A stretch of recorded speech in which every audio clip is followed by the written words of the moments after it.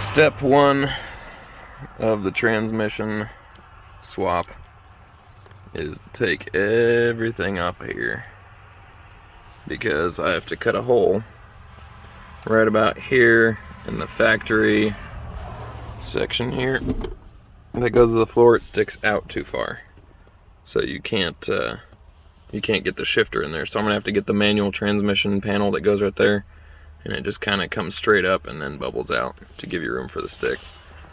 So that's step one. For now, I'm going to put the top fascia, that piece, back on there, and that way I can use my HVAC until I actually cut the hole and do all that stuff.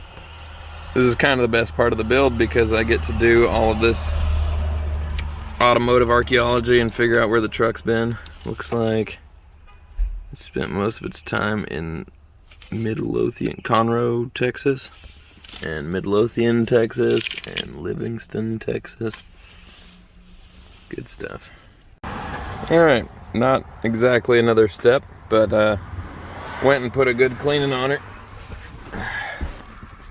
Suppose it was too much to hope for carpet covering everything right here, so I could just leave it, or maybe put like a 40 mic ammo can right there. That'd be pretty neat. A little custom dash. So I got the center console back in there, or the center dash fascia. I don't really mind that. So right now I'm just gonna kind of focus on getting the truck operational, making sure everything works, even if I have like a little bit of torn carpet right there, or the hole cut out with like another, piece of something in there. So I'm just gonna leave that for right now. I think it's only, if you go into My Mopar Parts, I think it's called, you can get the section that goes right here and the two-piece console with or without the manual transfer case cup holder opening right there. You can get all that two-piece and the back fascia piece for, I believe it's like maybe 75 bucks. It's really not that much. And then I don't know exactly how big of a hole I'm going to cut. So what I'm going to do for right now is I'm just going to cut straight down to about here, where I assume the shifter is going to come to. And I know that I can fold it back, but I know that once I get those that center console in there, it's not going to show that I cut the carpet, and I'm not going to weaken it enough to cut it all the way back here so that the carpet starts getting loose on either side of it. So I'm just going to make a little, I'd say 8-inch cut right through here so I can peel this back and see what it looks like under there. Alright, so change of plans based on what I see here. So this is the cutout for the shifter. You can see over here there's some other stuff right there. That's the cutout for the manual transfer case. So they don't actually cut them, but you can see that if you cut right on the inside of this edge, so like right before it starts to actually bend back down, I believe is where you're supposed to cut it. I'll measure that once I get the boot, but you can also see that there's these little dimples, and there's about 8 of them. I think there's supposed to be 2 more up here. Oh, here they are. Okay. So there's your 1, 2, 3, 4, 5. It's going to be this one, those 3 right there, and then this one, and those 2 right there, and that one as well. So those are going to be drilled out, because there's a boot that goes right over the shift tower, and then there's another one it's got a big pattern that comes around, and then it comes up and has like a sleeve that perfectly fits the weight on the shift stick there. So once I get that, it has little legs that drop down that kind of locate it in this hole. So we can initially cut out this inner piece right here and then measure the width and the length, fit that in there, and then once that's placed over it, then I can make sure which of these holes line up, and then I can just drill those through. So for right now, it looks like I'm just gonna leave it right there, because I'm not actually starting the transmission build for another couple days. I'm waiting. The transmission should be here tomorrow. The clutch has not shipped yet, and all of the parts for the engine adapter plate, the transmission mount, all the hardware that goes along with that, and then also my third clutch pedal assembly with all the cross shafts and all that stuff is still waiting to be shipped. So once I have all the parts together, I'm going to start by ripping out all of the factory transmission stuff. I did not get a narrower brake pedal, so for right now what I'll do is probably just cut that down, because they're supposed to be 2.5 inches wide. The clutch and the brake are same pad, so I'm gonna have to get a manual brake thing, or if it doesn't clear, I'll probably just cut it down for now. And then once I get all the parts together is when I'll actually cut the hole, and then I'm going to be sending off my drive shafts. You have to shorten the rear drive shaft by 1 3/4 inches and lengthen the front drive shaft by 1 3/4 inches. So, and then after that, everything should be rather plug and play. You'll have to adapt the neutral safety switch and adapt it to the clutch switch from underneath where the automatic transmission wiring harness is, and then you're going to have to splice into the automatic harness as well for I believe it's the only plug that goes on the manual transmission is the reverse lights. So though that's really the only wiring you should do. And then if you have a tuner, I have the Easy Link, and my tuning is through I believe it's CCS.